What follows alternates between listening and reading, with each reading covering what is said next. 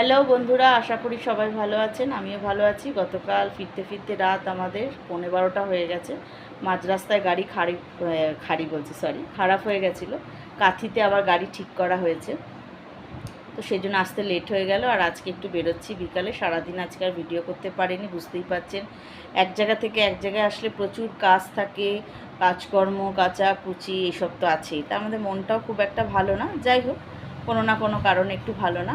তো ওর বাবা বললো চলো একটু বিকালে একটু ঘুরে আসি। তো আমাদের সেই যে মেলাটা বসেছিল, মেলাটা আছে, তো মেয়েকে নিয়ে তো যাওয়া হয়নি, তাই মেয়েকে নিয়ে যাচ্ছি। ওই যে মিঠাইও রেডি হয়ে গেছে। মিঠাইয়েরও মনটা খারাপ, এই কদিন সবাই একসাথে ছিল, তো এটা হবেই আর কি। তো আমি, ওর বাবা আর মিঠাই তিনজনেই বেরোচ্ছি।